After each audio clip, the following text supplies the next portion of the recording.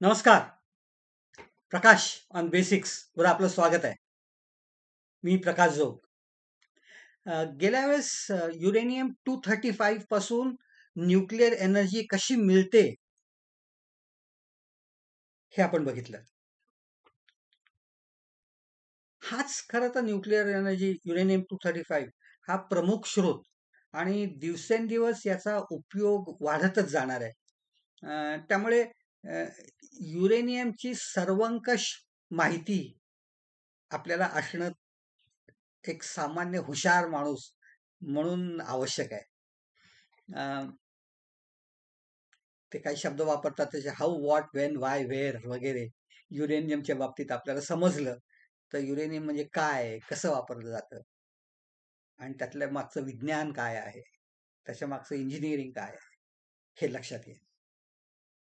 मुळात युरेनियमचा शोध एक एलिमेंट म्हणून 1789 मध्ये क्लॅप्रॉथ नावाच्या जर्मन शास्त्रज्ञांनी लावला. त्यावेळेस त्याच काळात युरेनियम हा ग्रह नुकताच त्याचा शोध लागला होता, म्हणून तेच नाव यांनी वापरलं आणि त्याला युरेनियम हे नाव दिलं. पण त्याचा इंधन म्हणून उपयोग हा 1938 मध्ये वैज्ञानिकांच्या लक्षात आला. मुळात हे युरेनियम येतं कुठनं, तर अनेक धातू आणि मूलद्रव्य यांची निर्मिती जशी वेगवेगळ्या सुपरनोवाच्या एक्सप्लोजन्स मध्ये होते, तसंच युरेनियमचं होतं. खूप मोठा विस्फोट होतो आणि त्या विस्फोटात हायड्रोजन आणि हेलियमचं रूपांतर वरच्या पातळीच्या वेगवेगळ्या मूलद्रव्यात होतं आणि त्यातलं सगळ्यात जड असं मूलद्रव्य जे तयार होतं ते म्हणजे युरेनियम. बाकीची इतक्या झपाट्याने नाहीशी होतात की बाकीच्यांच्याबद्दल सध्या बोलणं आपल्याला जरुरीचं नाही. मग पृथ्वीची निर्मिती जेव्हा होईल त्याची चर्चा आपण कधीतरी करणारच आहोत. तर त्यावेळेस हे युरेनियम पसरलेलं जे आहे ताऱ्यांमधनं आलेलं, ते पृथ्वीच्या भूगर्भात आणि वरच्या थरांमध्ये आणि सगळीकडेच पसरलं जातं आणि तेथे ते पृथ्वीवर पोचतं. तेच आपल्याला मिळणार युरेनियम, बाकीच्या सर्व मूलद्रव्यांसारखंच. पण हे तसं खूप विपुल प्रमाणात असलेलं एलिमेंट आहे हे बऱ्याच लोकांना माहीत नसतं. जगातल्या किती टक्के मूलद्रव्य आहे त्याचा विचार केला तर ह्याचा क्रमांक 48वा लागतो सर्वात विपुल एलिमेंट्स मध्ये. म्हणजे अँटीमनी किंवा टिन किंवा कॅडमियम किंवा मर्क्युरी किंवा चांदी सुद्धा, याच्याहून युरेनियमचं प्रमाण पृथ्वीवर असलेलं हे जास्ती आहे. नैसर्गिकरित्या सापडणारं हे पृथ्वीवरचं सगळ्यात जास्त झेडची किंमत असलेलं म्हणजे ॲटॉमिक नंबर असलेलं मूलद्रव्य आहे. किंमत मी सांगितले की ते 92 आहे झेड. कुठं कुठे आहे तर पृथ्वीच्या वरच्या थरात, त्याला क्रस्ट असं म्हटलं जातं, तिथे ते 2 ppm म्हणजे 2 पार्ट्स पर मिलियन इतक्या प्रमाणात आहे. केवढी मोठी पृथ्वी आहे, म्हणजे किती असेल ह्याचा विचार करा. आतला जो कोर आहे पृथ्वीचा आतला भूगर्भ ज्याला आपण म्हणतो, तिथेही युरेनियमचं प्रमाण प्रचंड आहे आणि त्याचा परिणाम असा होतो की त्यातल्या रिॲक्शन्समुळे तापमान जे जे जे पृथ्वीच्या गर्भातलं तापमान खूप जास्ती आहे. त्याचे जे अनेक कारण आहेत त्यातलं एक महत्वाचं कारण म्हणजे आत असलेलं युरेनियमचं प्रमाण, त्याचं त्याचं डिसइंटिग्रेशन, याच्यामुळे उष्णता निर्माण होते आणि ती तिथे आहे. समुद्राच्या पाण्यात खूप प्रमाणात युरेनियम असतं आणि त्याचं पूर्ण पृथ्वीवरचं सर्व समुद्रांचं पाणीचा विचार केला तर 4.6 बिलियन टन्स इतकं युरेनियम समुद्राच्या पाण्यात आहे. मग एकूण युरेनियम त्यातनं मिळणारी ऊर्जा ह्याचा जर विचार केला तर ती ऊर्जा ही सर्व खनिज तेल आपल्याला जितकं काढता येईल तितकं वापरून झालं तरी त्याच्यापेक्षा ही जास्ती ऊर्जा या युरेनियम मध्ये आहे. त्यामुळे अर्थातच कालांतराने हळूहळू अनेक कारणांनी. कारण त्याच्यात कुठेही पोल्युशन होत नाही. त्यामुळे युरेनियमचा वापर हळूहळू न्यूक्लिअर एनर्जी म्हणून वाढतच जाणार आहे. त्यामुळे हा भविष्यातला अतिशय प्रमुख असा सोर्स होणार आहे. कुठे सापडतं? तर Canada, Nigeria, Russia, Kazakhstan, Namibia, Australia, Uzbekistan या सर्व देशांमध्ये अ, खूप प्रमाणात युरेनियम सापडतं. भारतातील युरेनियम आहे त्याची टक्केवारी 1.3% of the total world value अशी इतकी कमी आहे. पण आहे, नाही आहे असं नाही. त्यामुळे आपल्याला लागणारं जे युरेनियम आहे ते आपण कझाकिस्तान मधनं आयात करतो. कारण ते नंतर आपल्याकडे प्रोसेसिंग त्याचं केलं जातं. कॅनडामधलं खनिज जे आहे ते सर्वात जास्ती टक्केवारी असलेलं युरेनियमचं, म्हणजे जवळपास 18% युरेनियम त्याच्यात असतं. त्यामुळे तिथनं येणारं खनिज हे सगळ्यात जास्ती असतं. मग त्याचं नाव काय? तर जिओलॉजीच्या दृष्टीने त्याला युरेनिनाइट असं म्हटलं जातं. हे त्याचं प्रमुख खनिज आहे. युरेनियम ऑक्साइड्स, UO2 आणि U3O8 हे 2 महत्वाचे घटक त्याच्यात असतात. बाकीच्याही गोष्टी असतात. यांना एक वेगळं सामान्य नाव आहे, त्याला पिच ब्लेंड असं म्हटलं जातं. त्या पिच ब्लेंड हा त्याचा महत्वाचा किंवा खरं तर मुळात जिओलॉजीच्या दृष्टीने युरेनिनाइट हा त्याचा मुख्य खनिज आहे. पण याच्या व्यतिरिक्तही पोटॅशियम युरेनियम व्हॅनडेट नावाचं एक खनिज आहे, त्याच्यातही सापडतं. आणि कॅल्शियम युरेनियम फॉस्फेट मध्येही हे युरेनियम काढता येतं. याचा विचार मी शेवटी सांगणार आहे, या फॉस्फेटचा. तो एक वेगळा मुद्दा आहे थोडासा. मग या युरेनियमची काहीतरी वैज्ञानिक माहिती पण आपल्याला असली पाहिजे, की काय मुळात युरेनियम. तर हा रेडिओ ऍक्टिव्ह मूलद्रव्य आहे. पिरियॉडिक टेबल म्हणजे ते मॅन्डेलिव्हनी तयार केलेलं जे पिरियॉडिक टेबल आहे लॉंग फॉर्म, त्याच्यात खाली एक पट्टा असतो, त्याला F ब्लॉक एलिमेंट्स असतं म्हणतात पिरियॉडिक टेबल मधले. त्यातल्या ऍक्टिनाइड सिरीज मध्ये हे युरेनियम येतं. सिल्वरी ग्रे रंगाचा हा धातू आहे. त्याची घनता 19 ग्रॅम पर सीसी इतकी आहे. पाण्याची एक म्हणजे पाण्यापेक्षा 19 पट जड. लेड याची 21, तेव्हा लेडपेक्षा थोडंसं कमी. पण मर्क्युरी जडात जड ते 13.6च असतं. लोखंड हे 7.5-8 पर्यंत कसं असेल त्याच्यावर अवलंबून आहे. त्यामुळे त्याच्या मानाने हे खूपच दुपटीहून जास्त जड असा हा धातू आहे. तो थोडासा पॅरामॅग्नेटिक आहे, म्हणजे त्याला चुंबकीय क्षेत्र काही प्रमाणात त्याला चुंबकीय परिणाम त्याच्यावर होऊ शकतात. मॅग्नेटिझमच्या वेळेस मी याची आठवण तुम्हाला करून देईन. आणखीन एक 2 गुणधर्म आहेत. ते डक्टाईल आहे, म्हणजे ते खेचून त्याच्या तारा निर्माण करता येतात. प्लॅटिनम हे सगळ्यात उत्तम त्यातलं, पण तितकं नाही, पण तारा काढता येतात आणि त्या ठोकून त्याचे बारीक शीट्स बनवता येतात. त्याला मॅलिएबिलिटी असं म्हटलं जातं. हे मॅलिएबल पण आहे. त्याचे शीट्स बनवता येतात ठोकून बारीक बारीक. आपण वरख बनवतो जसा सोन्याचा किंवा चांदीचा, त्याच्यात ते खूप जास्ती प्रमाणात केलं जातं. हे म्हणजे मॅलिएबल आहे, पत्रे बनवता येतात. त्याची वेलन्सी 6 इतकी आहे. त्यामुळे त्याच्या बाहेरच्या कक्षेत 6 इलेक्ट्रॉन्स आहेत. त्याची वेलन्सी 2-3 पण असते थोडीशी, पण 6 ही महत्वाची आहे. आणि 6 महत्वाची कारण युरेनियम हेक्झाफ्लोराईड नावाच्या कंपाऊंडचा आपल्याला नंतर काही पुढच्या वेळेस किंवा त्याच्या पुढच्या वेळेस विचार करायचा आहे. त्यामुळे तेव्हा लक्षात ठेवलं पाहिजे की ह्याची वेलन्सी ही 6 असते. आणि प्रोटॉन्सची संख्या मी तुम्हाला सांगितलीच आहे गेल्या वेळेसच. युरेनियम 238 मध्ये 92 प्रोटॉन्स असतात आणि 146 न्यूट्रॉन्स असतात. आणि आयसोटोप्स तयार होतात, कारण या न्यूट्रॉनची संख्या कमी कमी कमी कमी कमी होत जाते. आणि त्यांची टक्केवारी जगातली किंवा पृथ्वीवरची ही त्या प्रमाणात कमी होत जाते. या वेगवेगळ्या खनिजांमध्ये जे वेगवेगळे आयसोटोप्स असतात त्यातला 99.3% हा युरेनियम 238 असतो. त्यात 146 न्यूट्रॉन्स असतात. युरेनियम 235चं प्रमाण हे 0.72% इतकं कमी असतं. युरेनियम 234 हा 0.005% इतका कमी असतो. आणि त्याच्या व्यतिरिक्त जे आयसोटोप्स आहेत 236, 233 वगैरे ते खूप कमी प्रमाणात असतात, म्हणून त्याच्याबद्दल फारसं काही बोललं जात नाही. आणखीन एक त्याचा आयसोटोप आहे 232, युरेनियम 232. या सगळ्यांचा अर्थात एक लक्षात घ्या की झेडची किंमत ही 92च आहे, म्हणून तर ते युरेनियम आहे. तर ते हा जो युरेनियम 232 हा सिंथेटिक आहे. म्हणजे हा फक्त वैज्ञानिकांनी प्रयोगशाळेतच बनवलेला असा आयसोटोप आहे. बाकीचे सर्व नैसर्गिकरित्या थोडे थोडे का होईना सापडतात. आणि मग रेडिओ ऍक्टिव्हिटी बद्दल हाफ लाईफ माहिती असायला पाहिजे.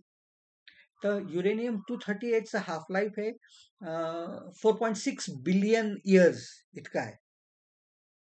हे जवळपास पृथ्वीच्या वया इतकंच आहे. अच्छा. त्यामुळे सुरुवातीला जितकं युरेनियम होतं त्यातलं फक्त निम्म आतापर्यंत डिके झालंय, उरलेलं तसंच आहे जवळपास.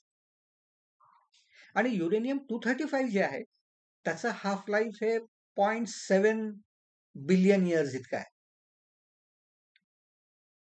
4.5, 4.6 आणि 0.7 याचा जर आपण रेशो काढला तर हा रेशो जवळजवळ 6 पट आहे. म्हणजे 6 वेळा त्याची हाफ लाईफ झालेली आहे. मी गेल्या वेळेस कधीतरी तुम्हाला सांगितलं होतं हाफ लाईफचा कसा परिणाम होतो. त्यामुळे एका हाफ लाईफ नंतर अर्धा, मग एक चतुर्थांश, एक अष्टमांश, 1/16, 1/32, 1/64. म्हणजे सुरुवातीला जे युरेनियम 235 होतं त्याच्या 1/64च आत्ता उरलंय. त्यामुळेच युरेनियम 235चं प्रमाण सध्या पृथ्वीवर असलेलं इतकं कमी आहे. पण ते महत्वाचं आहे, तेव्हा ते वापरलंच पाहिजे. पण वापरायसाठी ते आधी काढलं पाहिजे. ऍक्च्युली युरेनियमची प्रक्रिया करताना त्याचं उत्खनन करणं, त्याच्यावर प्रक्रिया करणं, त्याची एनरिचमेंट करणं, त्याचा वापर करणं, मग त्यातलं संपलेलं युरेनियम झाल्यानंतर ते डिप्लीट होतं, त्याचाही परत पुनर्वापर करायचं आणि मग शेवटी फेकून द्यायचं. असं एक खूप मोठं सायकल आहे. ह्यातले सगळे टप्पे तितकेच महत्वाचे आहेत. आज आपण त्याला फक्त उत्खनन करून कसं काढलं जातं, मायनिंग कसं केलं जातं, ज्याला एक्स्ट्रॅक्शन असं म्हटलं जातं, हा भाग आपण आज बघूया. शुद्धीकरण कसं केलं जातं याचा पहिला भाग जो आहे तो आपण बघूया. या उत्खनन करतानाचे 3 पद्धतीने हे उत्खनन करता येतं.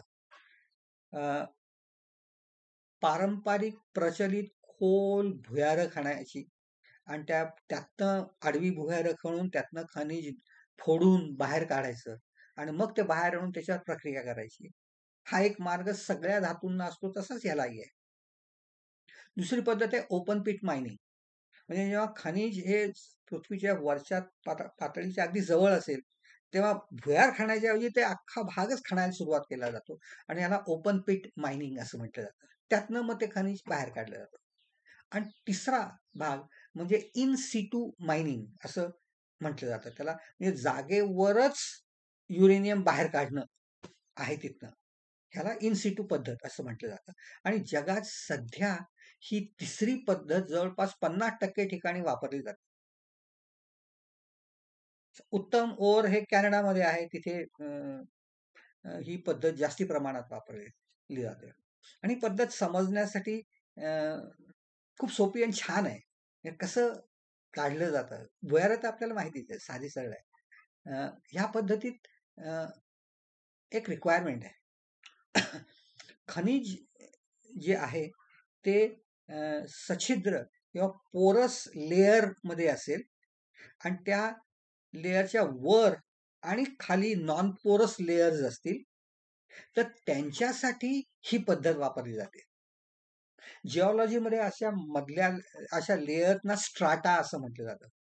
तर जर युरेनियम हे सँडविच झालेलं असेल मध्ये पोरस स्ट्रॅटामध्ये, अनेक गोष्टी पेट्रोल वगैरे पण असंच होतं, तर ते अशा स्ट्राटामध्ये जर असेल तर ही पद्धत वापरणं जास्ती सोयीस्कर असतं. मग काय करतात तर 2 प्रकारच्या विहिरी बोरवेल्स खणल्या जातात. इंजेक्शन आणि एक्स्ट्रॅक्शन बोरवेल्स खणतात. एक नाही, अनेक खाणल्या जातात आणि त्या मधल्या स्ट्राटापर्यंत खाणल्या जातात दोन्हीही. आणि मग इंजेक्शन वेलमधनं डायल्यूट सल्फ्युरिक ऍसिड हे जास्त दाबाने आत पंप केलं जातं. अशा लिक्विडला लिचिंग एजंट असं म्हटलं जातं, कारण त्याची रासायनिक प्रक्रिया आतल्या खनिजावर होते आणि त्यातले युरेनियम ऑक्साईड जे आहेत, बाकीचे काही प्रमाणातले, हे सर्व त्याच्यात डिझॉल्व्ह होतात. खडक, कचरा, गाळ, चिखल हे सर्व तिथेच राहतं आणि हा सॉल्व्हंट जे आहे ते तिथेच त्या पोरस लेयर्स मध्ये जमा व्हायला लागतं, डिझॉल्व्ह झालेल्या या ऑक्साईड्स बरोबर. मग या एक्स्ट्रॅक्शन वेल्स मधनं हे परत बाहेर पंप आउट केलं जातं. दगड, माती, चिखल सर्व खालीच राहतो, त्यामुळे फक्त ते सॉल्व्हंट आणि त्यात विरघळलेले युरेनियम ऑक्साईड असं ते वर येतं.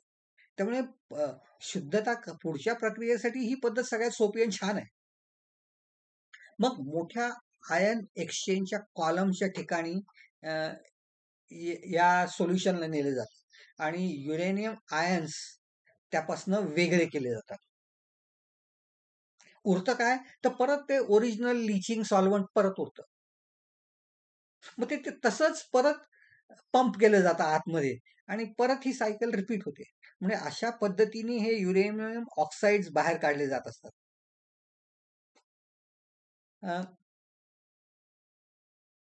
पोरस लेयर्स नसतील सँडविच झालेले, तर ओर ही खणून बाहेर काढली जाते आणि मग शेजारी मिलिंग युनिट्स असतात, तिथे ते तोडून कुटून त्याचा अगदी बारीक भुगा केला जातो आणि मग त्याच्यावर या लिचिंग एजंट्सचा परिणाम केला जातो. मग कुठल्या प्रकारची ओर आहे त्याच्यावर अवलंबून असतं की ते ऍसिडिक पाहिजे का अल्कली पाहिजे. ऍसिडिक पाहिजे असेल तर H2SO4 सल्फ्युरिक ऍसिड वापरलं जातं, किंवा अल्कलाईन रिक्वायरमेंट असेल तर तिथे सोडियम हायड्रॉक्साईड सारखं लिचिंग एजंट वापरलं जातं आणि ह्याची प्रक्रिया केल्यानंतर सर्व ऑक्साईड्स युरेनियमचे त्याच्यात डिझॉल्व्ह होतात आणि मग ते आयन एक्सचेंजच्या माध्यमाद्वारे वेगळे केले जातात. क्ले वगैरे त्यामुळे ह्यातनं निघून जातो सर्व. या दोन्ही प्रोसेसेसमध्ये, आधीची आणि आत्ताची, पुढचा टप्पा सारखाच आहे. म्हणजे अमोनियम नायट्रेट वापरून युरेनियमचं अमोनियम डाययुरॅनेट म्हणजे रूपांतर केलं जातं आणि ह्याचा परिणाम असं होतो की ते इनसोल्युबल आहे, त्यामुळे ते असं प्रेसिपिटेट म्हणून खाली बसतं. त्याला फिल्टर करून वरचं सोल्युशन काढून टाकून परत वापरलं जातं. वेल असेल तर ते परत आत पंप करून वापरलं जातं. एरवी ते ठेवून नेऊन परत वापरलं जातं. मग हे जे खाली अमोनियम डाययुरेनेट आहे ते वाळवलं जातं, फिल्टर केलं जातं आणि त्याला भट्टीत घालून 850 डिग्री पर्यंत तापवलं जातं. या प्रोसेसला कॅल्सिनेशन असं म्हटलं जातं. ह्याचा परिणाम असं होतो की ते नायट्रेट्स वगैरे जे आहेत त्याचं रूपांतर, त्यातला नायट्रोजन बाहेर पडून ह्या सगळ्याचं रूपांतर ऑक्साईड्स मध्ये होतं. युरेनियम डायऑक्साईड आणि U3O8 ट्राययुरेनियम ऑक्साईड असं त्याचं रूपांतर होतं. हे मिक्सचर असतं. जुन्या काळी हे पिवळट रंगाचं असायचं म्हणून त्याला येलो केक असं म्हणायचे. त्यात युरेनियमचं प्रमाण हे जवळपास 80% असतं. आजकाल अनेक प्रकारची ओर अनेक देशातनं असल्यामुळे खरं तर ते मुळात तसं न राहता लाल किंवा काळं किंवा पिवळं असं कुठल्याही प्रकारचं असू शकतं. म्हणून त्याला येलो केक न म्हणता आजकाल त्याला UOC म्हणजे युरेनियम ओर कॉन्सन्ट्रेट असं म्हणतात. मग हे युरेनियम ओर कॉन्सन्ट्रेट काढायचं, येलो केक म्हणत असाल तर येलो केक काढायचा, तो वाळवायचा, त्याचा पावडर भुगा करायचा आणि 200-200 पाऊंडचं पॅकेजिंग असं करून स्टीलच्या ड्रम्स मध्ये याला भरून पुढच्या प्रक्रियेसाठी पाठवण्यात येतं. अशा पद्धतीने युरेनियमचं एक्स्ट्रॅक्शन आणि शुद्धीकरण केलं जातं. मग अशी मी सांगत होतो तसं फॉस्फेट्स पासूनही काढता येणं शक्य आहे. पूर्वीच्या काळी याचा प्रयत्न होत होता, पण नंतर त्या किमती कमी असल्यामुळे त्याच्याकडे दुर्लक्ष झालं. पण नंतर आता हळू-हळू युरेनियमच्या किमतीही वाढायला लागल्या, रिक्वायरमेंट वाढली, किती पाहिजे युरेनियम तेही वाढलं. त्यामुळे आता फॉस्फेट्स पासूनही काढण्याची पद्धत सुरू झालेली आहे. हे सर्व फॉस्फेट्स हे सुपर फॉस्फेट्स म्हणून फर्टिलायझर्समध्ये वापरतात आणि त्याचा गाळ किंवा साका जो उरतो त्याच्यात युरेनियम असतं. युरेनियम ऑक्साईड्स असतात किंवा फॉस्फेट्स असतात. मग त्यातनं प्रक्रिया करून परत युरेनियम काढलं जातं टाकून देण्याच्या ऐवजी. त्यामुळे हा अशा फॅक्टरीज मधला बाय प्रॉडक्ट म्हणून वापरला जातो. अशा पद्धतीने हे एक्स्ट्रॅक्शन दोन्हीकडे केलं जातं. ह्याचा पुढचा टप्पा म्हणजे एनरिचमेंट. यात युरेनियम 235 ची टक्केवारी वाढवणं हा भाग आहे. पण तो वैज्ञानिक दृष्ट्या पूर्ण वेगळ्या पद्धतीने केला जातो. तो एक वेगळा टप्पा आहे. त्याच्यामुळे त्याच्याकडे आपण पुढच्या वेळेस वळूया. आज मी जे काय तुम्हाला सांगितलं ते तुम्हाला आवडलं असेल, तर तुमच्या मित्र-परिचितांना सांगा. त्यांनाही युरेनियमची माहिती मिळू द्या.